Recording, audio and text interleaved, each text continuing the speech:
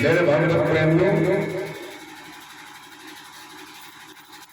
हमारी रामायण जो है गोस्वामी तुलसीदास जी जो है वो भी जीव के बारे में उन्होंने बताया है। कल मैंने एक चौपाई बताई थी कि ईश्वर अंश जीव अविनाशी चेतन अमल सहज सुख। तुलसीदास जी इस बात को कहते हैं कि जीव जो है ईश्वर का अंश है और चैतन्य है अविनाशी, ये बता रहे हैं। कल मैंने ये बताया था, लेकिन एक चीज की कमी है जीव के पास। वो किसकी है कमी? आनंद की कमी है। आनंद को जीव ढूंढ रहा है और जीव सांसारिक आनंद को, विषयों के आनंद को ढूंढ रहा है, जबकि विषयों के आनंद में वो आनंद जो प्राप्त करना चाहिए वो नहीं। इसलिए भटकता भटकता भटकता भटकता विषयों की ओर जो है, इसका मन जो है, इसकी इंद्रियों को विषयों की ओर ले जाता है और विषयों में आबद्ध मन 84 लाख योनियों के भोगों को भोगता होता है। बड़ी मुश्किल से कहते हैं कि कबहू की कर करुणा नर देगी देव हेत ईश सनेही।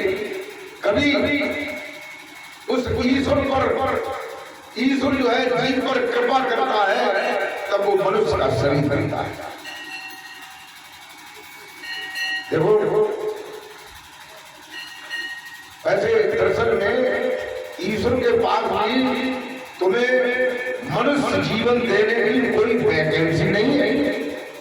ये आप लोग समझ रहे हैं। लोगों ने कह भी दिया है संतों ने कि ईश्वर जो है बड़ी कृपा से जो है मनुष्य का शरीर देता है। ईश्वर क्यों देगा बताइए? ईश्वर को तुमसे क्या प्रेम है? तुम ईश्वर को क्या कर रहे हो? तब दे सकता है कि तुम ईश्वर का भजन करो, ईश्वर का भजन करो, ध्यान करो, स्मरण करो, तब तो कृपा करेगा, तब तुम्हें मनुष्य का शरीर देगा। और तुम भजन ध्यान करते नहीं, वैसे ही जाने भी ईश्वर हमें मनुष्य का शरीर दे दो, क्यों देगा? देखो ये ईश्वर की कृपा नहीं है, ये सब तुम्हारी कृपा से मिलता है। लोगों होश में आ जाओ, तुम्हारी कृपा से मिलता है। तुम जब कर्म नहीं करोगे अच्छे तो तुम्हारी कृपा तुम्हारे लिए कहां से आएगी? नहीं आएगी। अभी तो गोस्वामी जी को ये कहना पड़ा, क्या कहना पड़ा?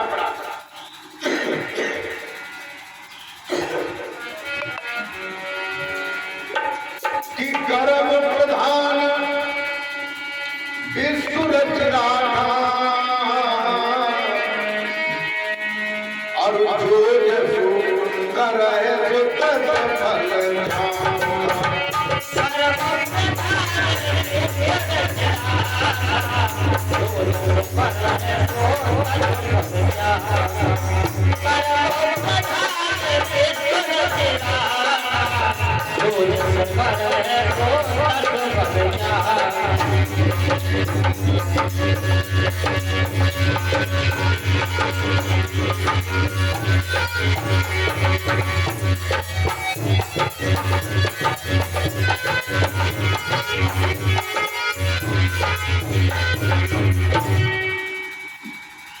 मेरे भगवत प्रेमियों, गोस्वामी तुलसीदास जी रामायण में साफ कहते हैं, बिल्कुल साफ कहते हैं कि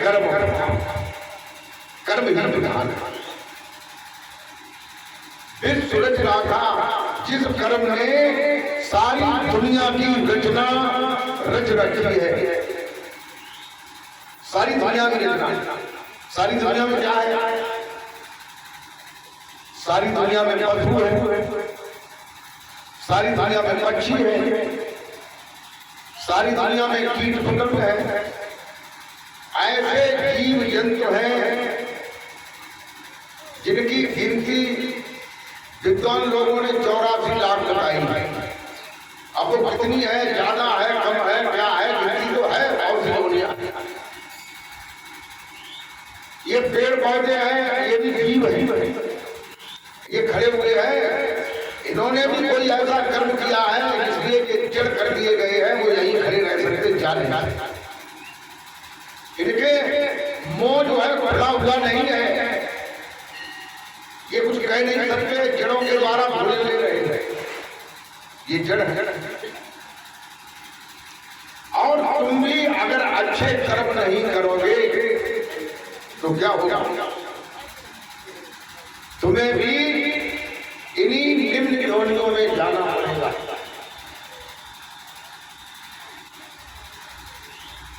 ये कोई ऐसी बात नहीं कि हम अपने घर से बता रहे हो, ये साथ साथ है। देखो, कर्म प्रधान है, कर्म से ही संसार की रचना हुई है। महात्मा बुद्ध ने एक जगह पर ये कहा है, स्वयं दीपो भव, स्वयं दीपो भव, यानी स्वयं के दीपक को खुद जलाओ। अगर जला नहीं पा रहे हो तो जो दीपक जल रहा है, सदगुरु रूपी दीपक जल रहा है, उसके पास जाओ और अपना दीपक स्वयं जलवा लो। और जलता हुआ, एक जलता हुआ दीपक हजारों लाखों करोड़ों दीपकों को जला फैलाता है।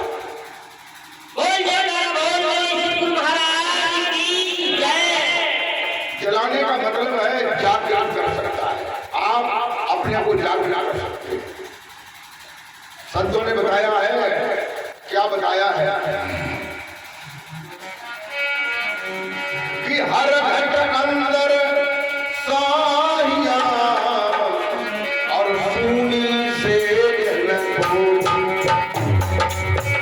हर घट अंदर साहिया सूनी से हर घट अंदर साहिया सूनी से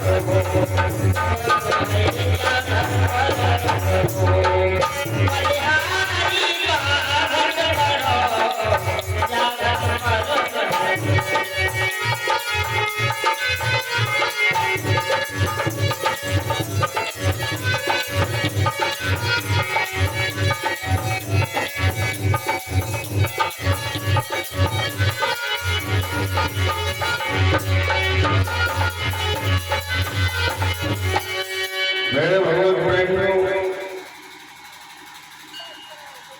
भगवान जो है,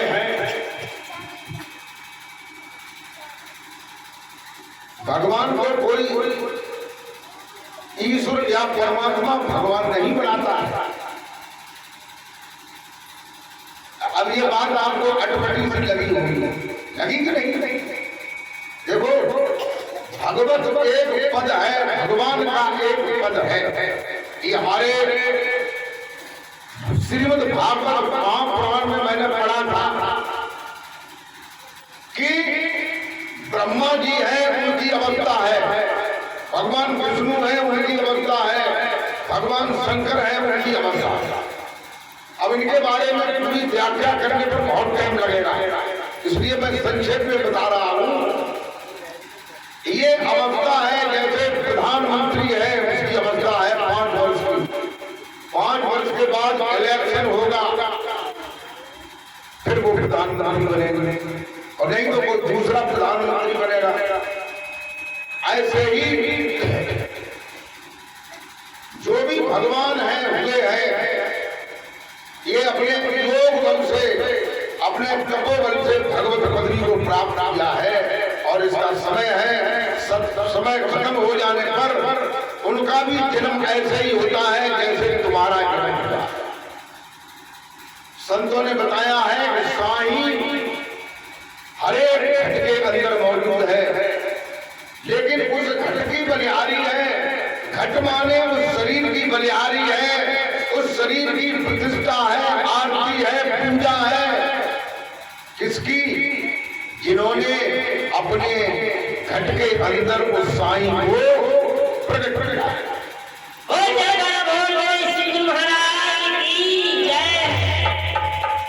मंदिर में हमारे नकली भगवान की फोटो लगी है। अभी कुछ देर पहले अभिचल दास जी ने ये बताया था कि तुम्हारे पास में ही एक शहर आगरा है, शायद आपने सुना होगा। आगरा शहर है, बड़ा शहर है। उसमें भगवान टाकिल के पास श्री अद्वैत परमहंस आश्रम कृष्ण द्वारा के नाम से है, जहां नकली वालों ने 12 साल तक नीम की पत्ती खाई थी और योग अभ्यास किया। मैंने कई बार देखा। अभी मैं जल्दी ही महाराष्ट्र से आया था तो वहां देखते हुए आया, तो रात में वो ऊपर आ जाते थे चबूतरे पे जिसमें नीम खड़ा था, और हमने उस चबूतरे को देखा है जो नीम खड़ा था। अब तो जो है इमारतें बन गई हैं, अब ये नहीं जान पाओगे पहले क्या दशा थी। उसके नीचे एक कच्ची गुफा थी, एक खटिया भर, एक खटिया की होगी, 1.5 खटिया की होगी, ऐसी लगभग। उसी में वो योग अभ्यास करते थे। दिन में नीचे चले जाते थे जिससे ऊपर की आवाज कम, और रात्रि में ऊपर आ जाते थे। ऐसे 12 साल तक अभ्यास किया। शरीर जो है बिल्कुल चूर हो गया। आज सारे भारतवर्ष में जाने कितने आश्रम हैं और उनकी आठ पूजा पूजा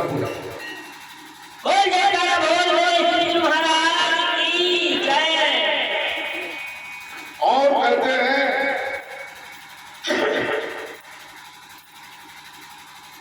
एक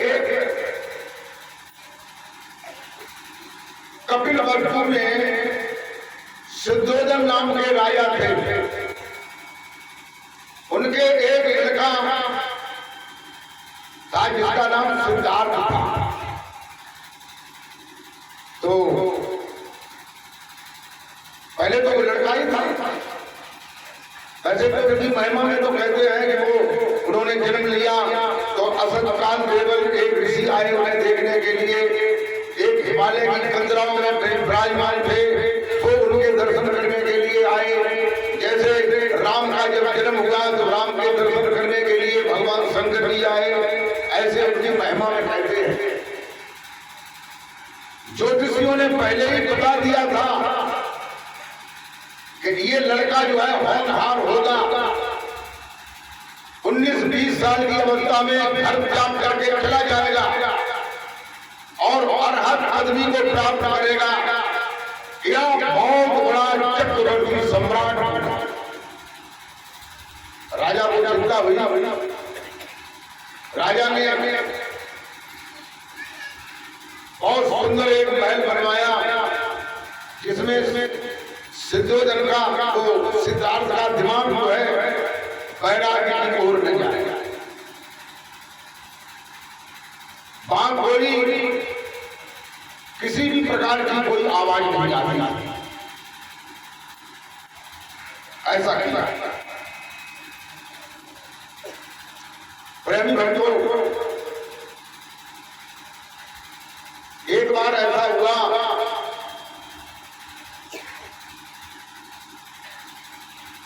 कि सिद्धार्थ ने अपने सारथी छंदक से कहा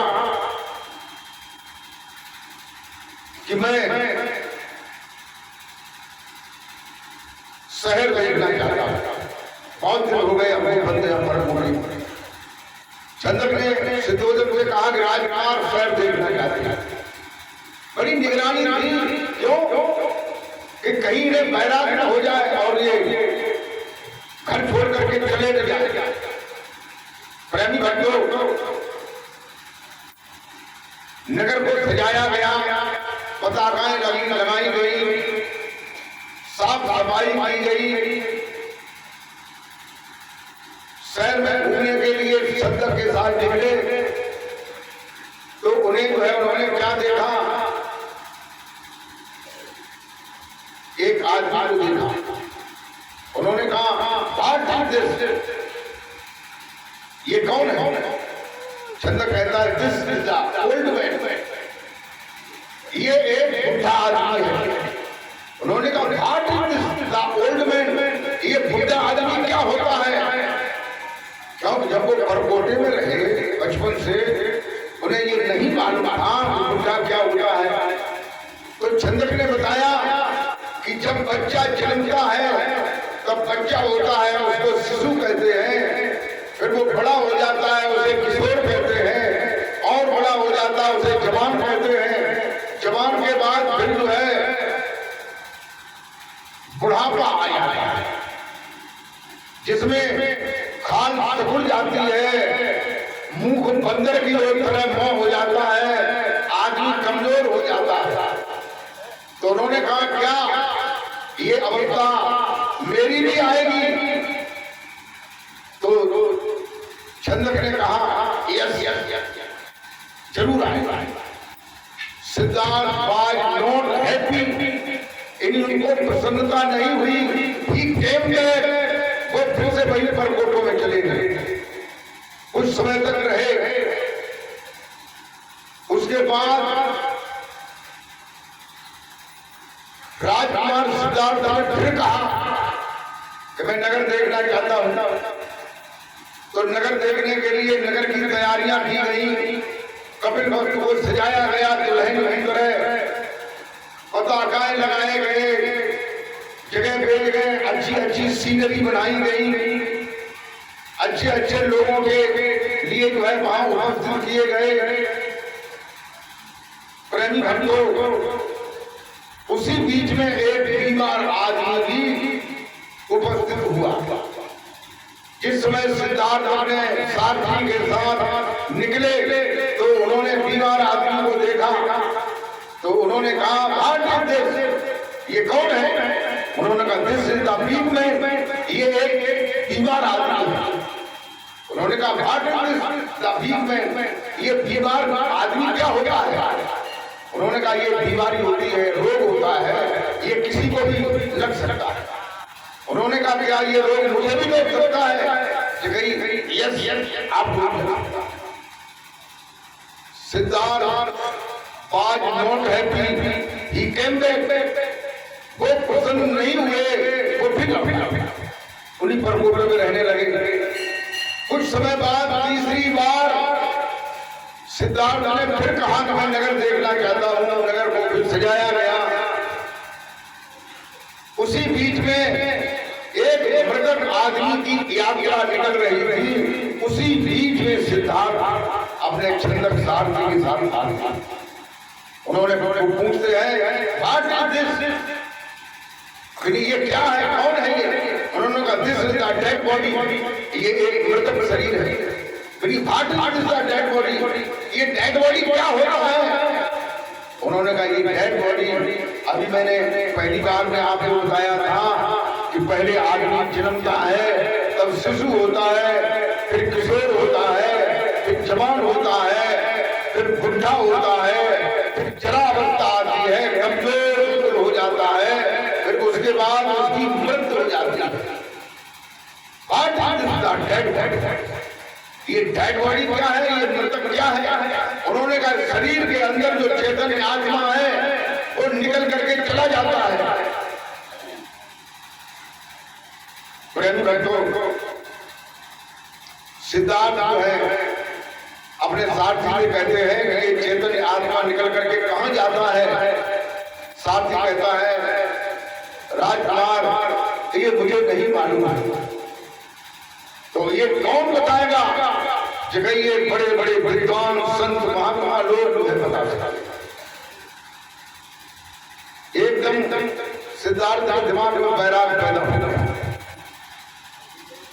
अब वो बैराग पैदा हो गया। राजा को जब पता चला तो राजा ने सोचा कि बैराग कैसे रोका जा सकता है, राग कैसे उत्पन्न होता है। देखो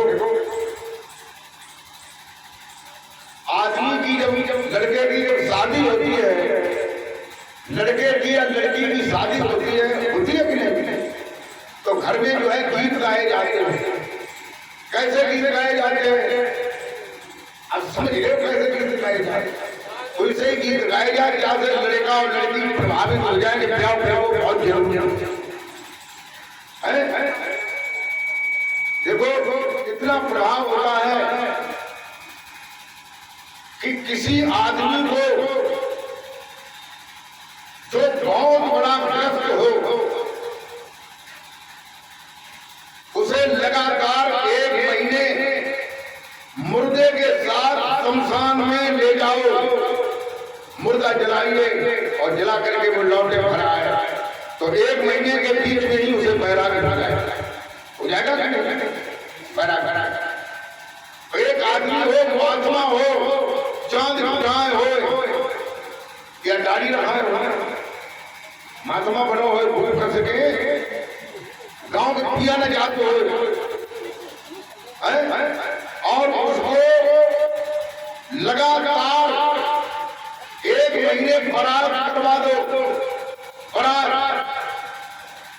बरात करवा दो तो वो बुढ़ा आदमी, महात्मा आदमी जो बिल्कुल बैरागी हो चुका है वो ये कहने लगेगा अब हमारे मान लो विराट न हो रहा है, मान लो हम कहीं बड़े बड़े हैं तो हमारी पैदा हो जाए, कानी दे, लूनी दे, लगड़ी दे, बहरी दे, गाँव दे होई और ये तो बराती की बात। नकटौरे पर कानून जो है 3 नकटौरे पर सुनवा दे तो जो है वो गिरफ्त होने के लिए तैयार हो जाएगा, कपड़े लाल पीले उतार के फेंक देगा और जगह पाटला धरना बनवाई चौखाना की कमी हमें महात्मा न बने। तो ये कहते हैं ये संगत का प्रभाव, संगत से गुड़ बजे, संगत से गुड़ जाए और बांस और सुनी एक ही खाए। गौतम बुद्ध एक दिन उनके पिताजी ने जबरदस्ती एक लड़की से शादी करा दी, जिस लड़की का नाम यशोधरा था, जिसको लाल में गोपा भी कहते थे, गोपा, उससे शादी करा दी। गृहस्थ जीवन हो गया और गृहस्थ जीवन होने पर एक बालक भी पैदा हुआ जिसका नाम राहुल।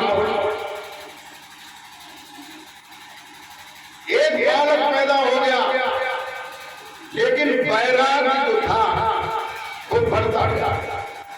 उन्होंने सोचा बालक इसलिए पैदा हुआ, उन्होंने सोचा कि मेरी शादी हो गई है, अब शादी में क्या आनंद है। देखो जिसकी शादी नहीं हुई है वो तो ये जानता है कि शादी जब हो जाती है तो कौन से जाने चीनी को खाड़ हो शरबत जो है वो पैदा हो है खाओ जाओ तो ये बुद्ध ने भी ये सोचा तो वो खाड़ शरबत जो है पियो, एक बालक पैदा हो गया। गोपा जो थी हमारा पति जो है कहीं रात में चला जाए मालूम था कि ये बैराग हो जाएगा, वो उनकी उंगली को पकड़ करके रोजाना सोती थी। गौतम बुद्ध की उंगली, प्रेमी भक्तों, गौतम बुद्ध भी इतना होशियार था क्योंकि उसे बैराग हो गया था, क्योंकि वो गृहस्थी को त्याग करके ये जानना चाहता था कि ये शरीर के अंदर जो रहने वाला चैतन्य आत्मा है ये निकल करके आखिर कहां जाता है, इसका पता लगाना चाहता था। तो उसने काठ की एक उंगली तैयार की, काठ की उंगली बनवाई किसी कारीगर से और रात में जब ये गोपा हो गई उन्होंने जो है उंगली पकड़ी हुई थी, उन्होंने अपनी उंगली निकाल करके वो काट की उंगली उसमें फिट कर दी और वो निकल करके घर से चंदन सारथी को लेते हैं, कंकन घोड़े को लेते हैं और घर छोड़ करके चले जाते। प्रेमी भक्तों,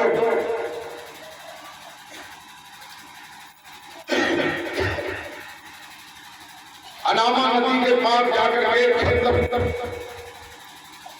सारथी को अपने बाल काट करके गहने उतार करके राजसी मंत्रों को उन्हें दे करके और ये कह दिया कि आओ पिताजी से कहना कि मैं सत्य को जानने के लिए जा रहा हूं और सत्य को जान करके ही वापस आऊंगा।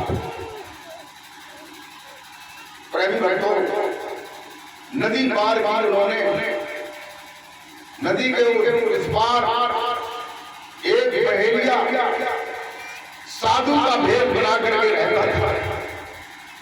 क्यों रहता था कि साधु का भेद दे करके पक्षी जो है वो ये समझते थे कि ये साधु है, तो रात में पक्षियों पशुओं को पकड़ता था वो और भेज ये उसका था।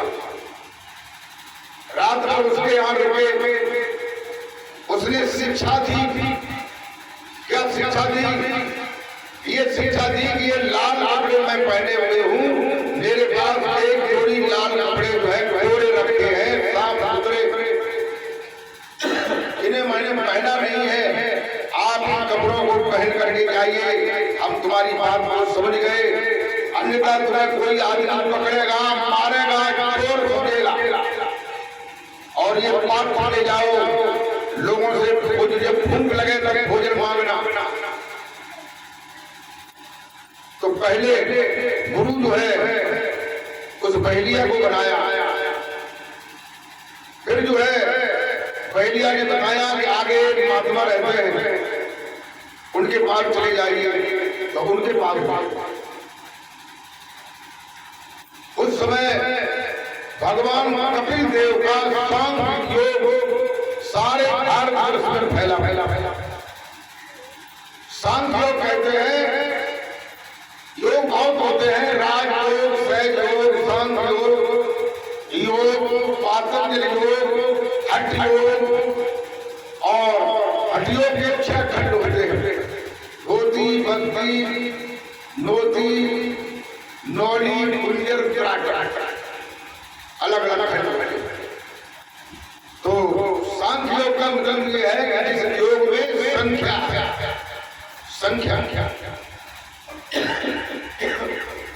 कौन सी संख्या? ये जो चैतन्य आत्मा है तुम्हारे शरीर के अंदर, जो आंखों से देख रहा है, कान से सुन रहा है, नाक से सूंघ रहा है, जिह्वा से स्वाद ले रहा है, इंद्रियों के द्वारा विषयों को भोग रहा है, शरीर के अंदर चैतन्य आत्मा है। इसके ऊपर क्या है? 10 प्राण है। क्या है? 10 प्राण है, 10 इंद्रियां हैं। कितनी हो गई? 20।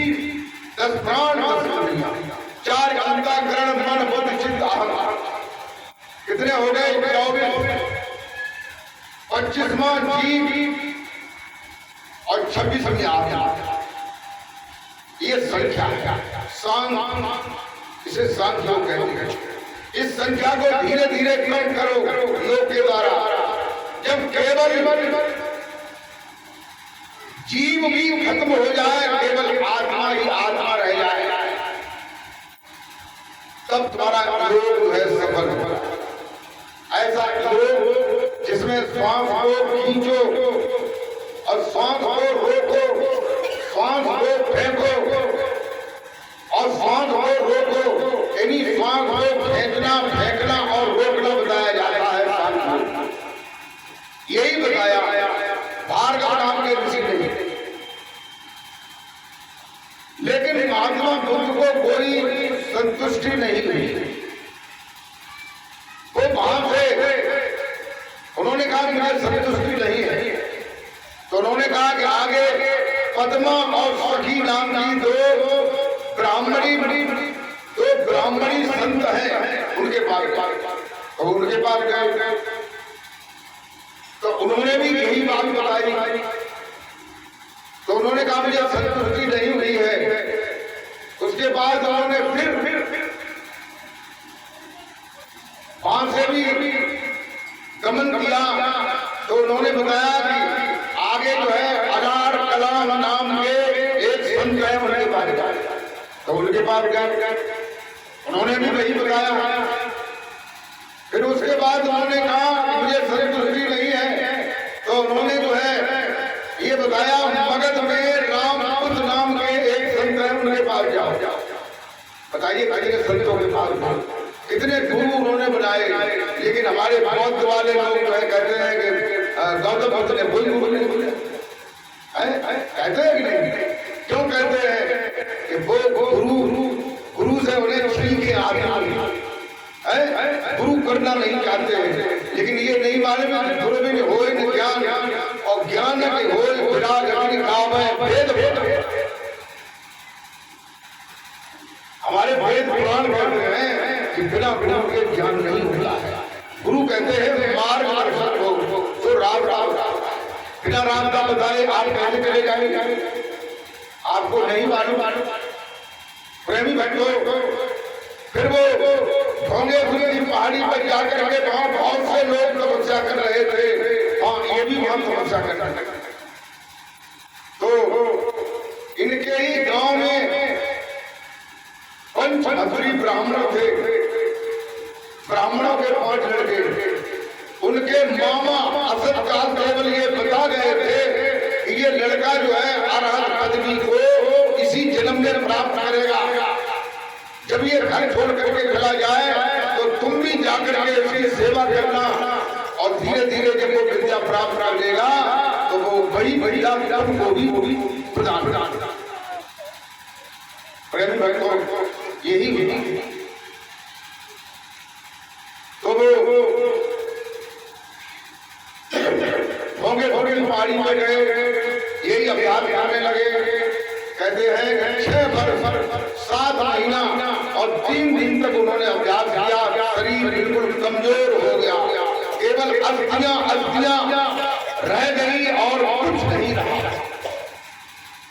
प्रेम भक्तों, इंद्र ने समझा कि इंद्र पदवी को लेना चाहता है कोई, तो उन्होंने जो है नृत्यकाएं भेजी। महिलाएं जो नाच रही थी, बजा रही थी, उनको देख करके गौतम बुद्ध ने शिक्षा दी। ये शिक्षा दी कि बीना के तारों को इतना टाइट मत कर दो कि जो उसके तार टूट जाए, और बीना के तारों को इतना ढीला भी ना छोड़िए कि जो उसमें सुर आना, आवाज आना बंद। लोगों तभी उन्होंने मध्यम मार्ग को अपनाया।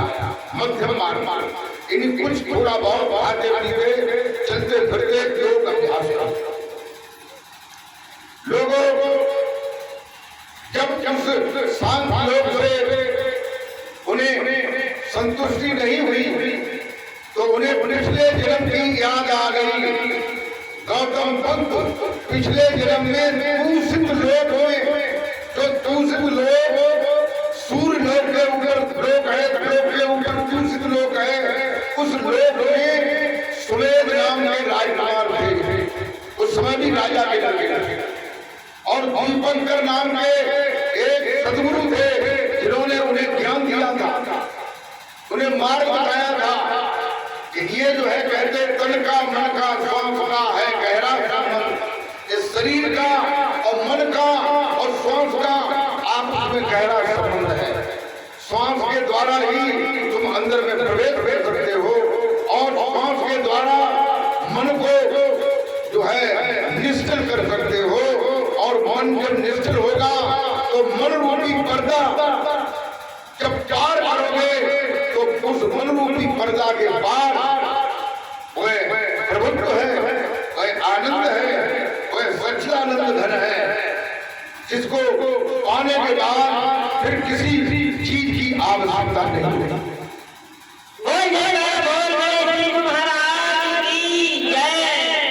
प्रेमी भक्तों, वही ज्ञान याद आ गया। सिद्धार्थ ने 7 जगह, एक कहते हैं एक जगह बैठ के अभ्यास किया, एक जगह जब भेड़े रुका करती थी उस जगह पर 7 दिन अभ्यास किया, एक यंत्र पानी जो पानी निकालने का यंत्र लगाया जाता था पहले, वहां पर बैठ करके 7 दिन अभ्यास किया, एक कुमार नाम का राक्षस था, वहां उसके पेट के नीचे उन्होंने 7 दिन अभ्यास किया, और निरंजना नदी के किनारे 7 दिन अभ्यास किया। प्रेम भक्तों, उन्हें बोध हो गया, उन्हें जानकारी हो गई कि आखिर सत्य क्या है। पीपुल ऑल काल बुद्धा, लोग उन्हें बुद्ध कहने लगे। प्रेमी भक्तों, ये मैंने इसलिए बताया कि आप भी बुद्ध बन सकते हैं, आप भी राम बन सकते हैं, आप भी कृष्ण बन सकते हैं, आप भी महावीर स्वामी बन सकते हैं, आप भी योगी बन सकते हैं, आप भी संत बन सकते हैं, आप भी उस आनंद को प्राप्त कर सकते हैं जिस आनंद को संत महात्माओं ने प्राप्त किया।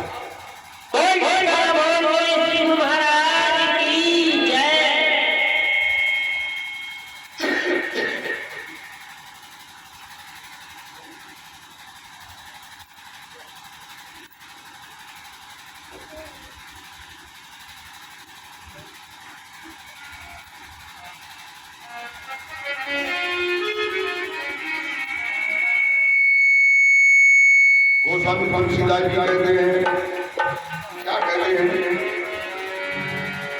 कि रामापति सोगत उगे और तारा गण समुदाय, रामापति सोगत उगे तारा गण समुदाय, रामापति सोगत उगे तारा गण समुदाय।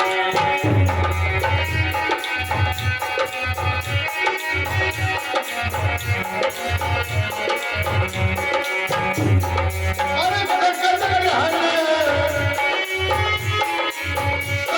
ग्रहण बुलाइए,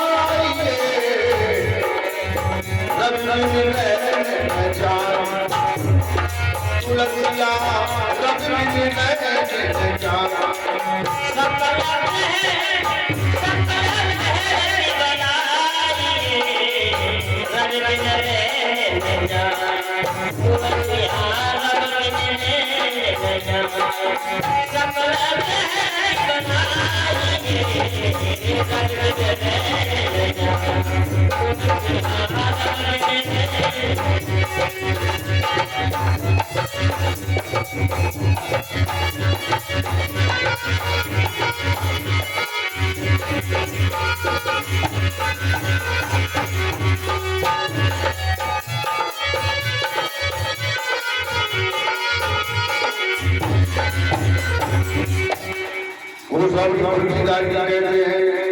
कि रागापत सूरज उगे तारा गण समुदाय, कहते हैं कि रात्रि का स्वामी चंद्रमा 16 कलाएं से प्रकट हो और तारा गण समुदाय जितने भी आकाश में तारागण है वे सही प्रकाश करने लगे, लेकिन सकल ग्रह दिवलाइए जितने भी ग्रह उपग्रह हैं वे सभी प्रज्वलित हो जाए, लेकिन रवि बिन रह न जाए, बिना जब तक सूरज नहीं निकलेगा तब तक रात्रि खत्म नहीं होगी। रात्रि का मतलब क्या है? जो अविद्या है, जो अज्ञान है, जो अंधकार है, वो बिना सूर्य के निकलने से नहीं जाता है। ऐसे ही जब तक तुम्हारे शरीर के अंदर ज्ञान भाव नहीं उदय होगा तब तक जो है तुम्हारा अज्ञान खत्म नहीं। अच्छा, जब ज्ञान उदय होगा तब क्या होगा? उसके कोई लक्षण होंगे भी नहीं। लक्षण हमारे भक्त लोग बता रहे हैं, लक्षण होते हैं। देखो ये कहते हैं कि तुम्हारे शरीर के अंदर 5 भोगवाल है, काम, क्रोध, लोभ, मोह, अहंकार, ये 5 भोगवाल। तो काम किसे कहते हैं? काम कहते हैं जो तुम्हारे अंदर वासना है, विषय वासना। भजन ध्यान करने से क्या होगा? ये विषय वासना कमजोर पड़ जाएगी। कैसी होगी? कमजोर होगी। जब कमजोर होगी तो क्या होगा? आपसे कोई ये कहे चलो फिल्म देख ले, तो फिल्म को अच्छी नहीं लगेगी। ये बात है कि नहीं? बताओ भैया, ये बात है? आप उठाइए, मालूम पड़ा कि आप लोग सुन रहे हैं। भाई पहला महीना में कभी हाथ लोगों ने उठाए। अरे तुम लोग कमजोर मत करो, हाथ उठाए दे। कोई मानना है न संयम हो तो भाई संयम करने लगी। ठीक है, डाल यानी दिल में विषय वासना जो है कमजोर हो जाएगी, कमजोर। दिमाग जो है विषयों की ओर नहीं जाएगा। और कैसे विषय कोई एक तरह का ही नहीं होता, विषय कई तरीके के होते हैं। ऐसे तो विषयों की 5 मात्राएं बताई जाती हैं। शब्द, रूप, रस, गंध, स्पर्श। शब्द का विषय कैसा होता है? देखो शब्द का विषय कहते हैं सांप को लगा होता है, हिरण को लगा होता है। हिरण जो है सांप कैसे पकड़े जाते हैं? सवेरा फिर जाता है तो सांप निकल करके आता है, फिर वो भी ऐसे करने लगता है। वो ये भूल जाता है कि हम कहाँ है, तो उसे पकड़ लेते हैं लोग। ऐसे ही शब्द के द्वारा मैंने देखा था, छोटे छोटे थे हम, हमारे गांव के पास में 5 किलोमीटर पर एक सामान कट रहा है, सामान कट रहा है और मेला लगता है होली के बाद। और नौटंकी आती है, नौटंकी में नगाड़ा बजता है, नगाड़े की आवाज 3-4 किलोमीटर तक जाती है। तो नगाड़े की कोई आवाज भाई कर्रम जो कौनम चल रहे भाई, शब्द का विषय लग गया, कान में शब्द आया।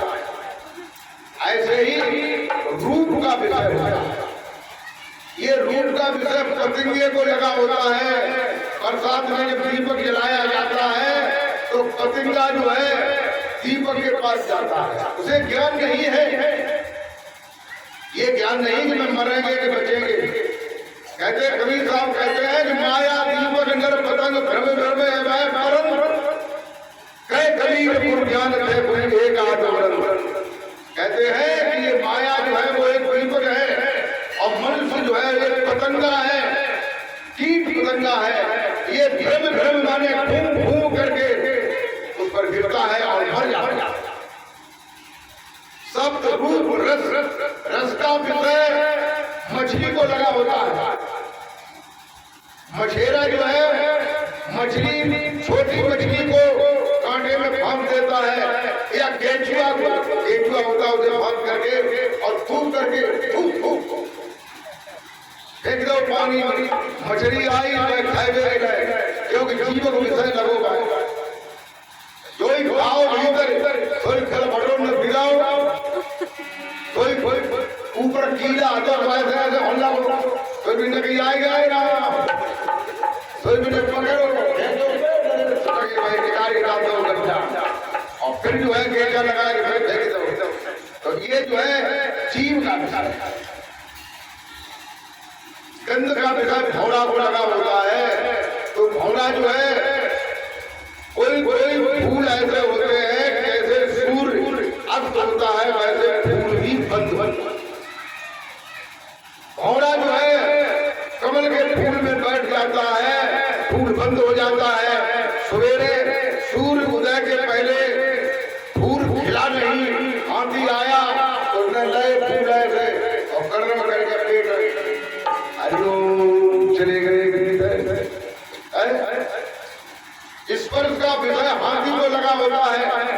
हाथी जंगल में पकड़े जाते हैं, बड़े बड़े गड्ढे खोद करके काट दिए जाते हैं, ईख खोदी जाती है, हथनी को बहुत कम दिया जाता है, हथनी हवा में ऐसे हलती है, हाथी देखता है, उन्होंने कहा अच्छा हथनी है। फिर वो ऐसे भारी जानवर है, वो जमीन पर फूंक फूंक पर पैर रखता है, लेकिन जब काम उत्पन्न होता है तब वो अंधा हो जाता है, भूल जाता है, ज्ञान नहीं रहता है, एकदम भाग देता है, लकड़ियों से पटा हुआ पटान फंस जाता है और हाथी उसमें गिर जाता है। बोलिए गोविंद भगवान की जय। तो ये एक एक विषय जो है जीव को लगे हुए हैं, एक एक विषय लगे हैं। शब्द का विषय हिरण को, रूप का विषय फतिंगा को, गंध का विषय भौरा को, रस का विषय मछली को, स्पर्श का विषय हाथी को, एक एक विषय में मृत्यु हो जाती है। लेकिन ये आदमी को कितने लगे हैं? आधो लगो, आधो अरे पांचों लगे, आदमी को पांचों लगे हैं और आदमी को नहीं लगे, और गुण लगे हैं, आदमी को गुण लगे, बराबर लगे। आदमी को वोट हो तो और वोट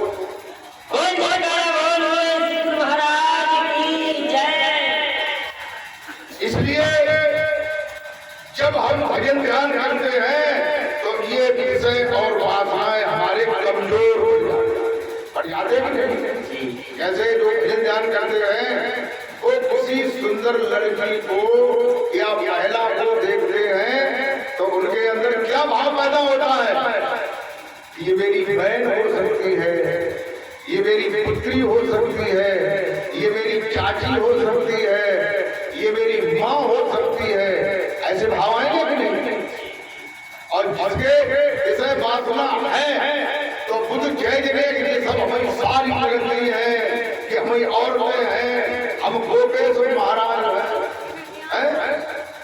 ऐसे ही यही भाव आदमी के होते हैं, यही भाव औरत के होते हैं, लेकिन भजन ध्यान करने से ये विषय वासना कमजोर हो जाता है।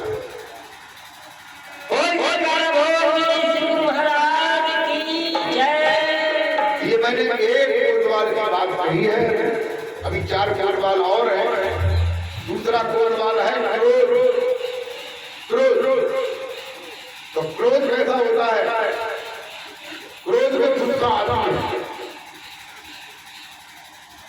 देखो जब क्रोध उत्पन्न होता है, क्रोध क्यों उत्पन्न होता है?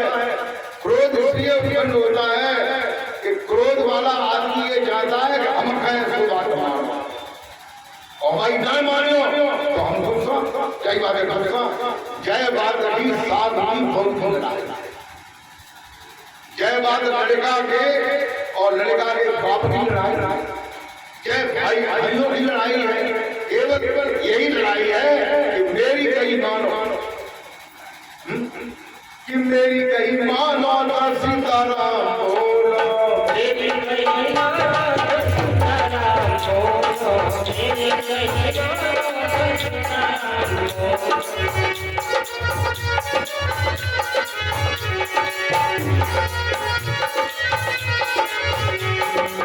सीताराम बोलो,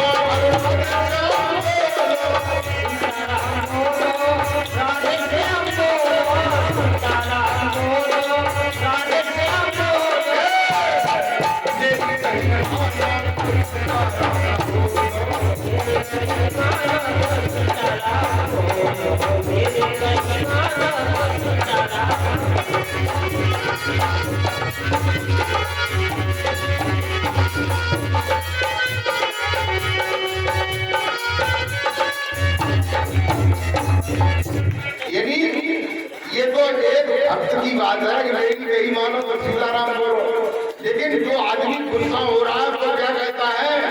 वो अपनी बात मनवाना चाहता है, अपनी मनवाना चाहता है। तो कहते हैं कि दया धर्म की मूल है, पाप मूल अभिमान, और तुलसी दया ने छोड़िए और एक कोतवाल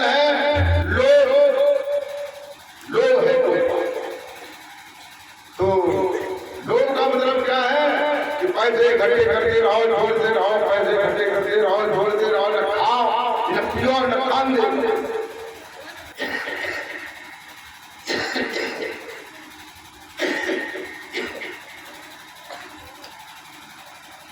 तो देखिए ये कोतवाल है, काम, क्रोध, लोभ, मोह। मोह एक कोतवाल, ये बहुत जबरदस्त कोतवाल। कल एक हमारे सत्संग में एक भक्त जी आए थे, उन्होंने ये बैनर पढ़ा था कि मोक्ष और मुक्ति जीवन में ही प्राप्त होते हैं। ये पढ़ करके, लेकिन उन्होंने प्रश्न हमसे क्या किया कि मोक्ष और मुक्ति एक ही बात है कि अलग अलग? तो हमने कहा देखो ये अलग अलग मुक्ति किसे कहते हैं? मुक्ति जो है वो दो शब्दों से मिलकर के बना है। मुक्त शब्द जो है दो शब्दों से मिलकर के बना है। पहला शब्द है मोह और दूसरा शब्द क्या है? युग। पहला शब्द मोह और दूसरा शब्द युग। इन्हीं मोह को खत्म करने की या कम करने की युक्त माने तरीका, साधन, उपाय, उसे जो है कहते हैं। और मोक्ष से कहते हैं, मोक्ष दो शब्दों से मिलकर के बना है। एक शब्द है मोह और दूसरा शब्द है क्षय। एक शब्द है मोह, दूसरा शब्द है क्षय। क्षय माने नष्ट हो जाना। इन्हीं मोह के नष्ट हो जाने को ही मोक्ष।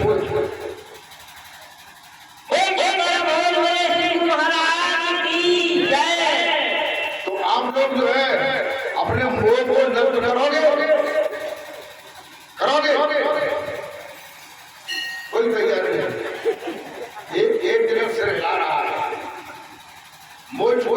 देखिए मोह जब नष्ट हो जाएगा तो बच्चे की याद आएगी, नाती की याद आएगी, लड़के की याद आएगी, पति की, सास ससुर की याद आएगी, किसी की याद नहीं आएगी। मोक्ष का मतलब है मोह के खत्म हो जाने। लेकिन ये भी नहीं कि उन्हें हम गालियां देंगे या मारेंगे या भोजन नहीं देंगे या प्रदान करेंगे, ये भी नहीं। अरे हमारा जो कर्तव्य है हम उनकी सेवा करेंगे। ये तो मोह जो है एक अंदरूनी चीज है, एक मन का विषय है, एक बुद्धि का विषय है। बुद्धि से जैसे हम किसी से घृणा करते हैं तो हम घृणा नहीं करेंगे। हमें जैसे मोह है तो हमें मोह हमारा खत्म हो जाएगा। तो ये कैसे खत्म होगा? भजन ध्यान करने से ही।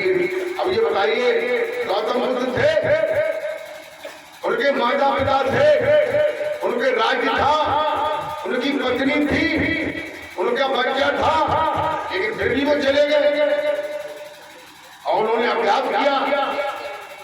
योग अभ्यास किया जाकर के और फिर वो चले आए, आकर के फिर घर आए, फिर अपने पुत्र को भी शिष्य बना लिया, अपनी पत्नी को भी शिष्य बना लिया, अपने भाइयों को भी शिष्य बना लिया और सब लोगों को सत्य का मार्ग बनाया। सत्य का मार्ग क्या है?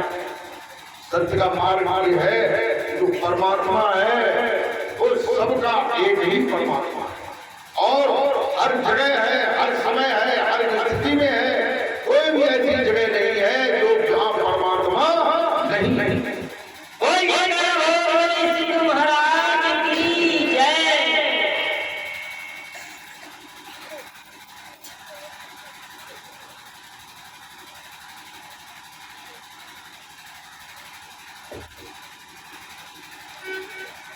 Thank you.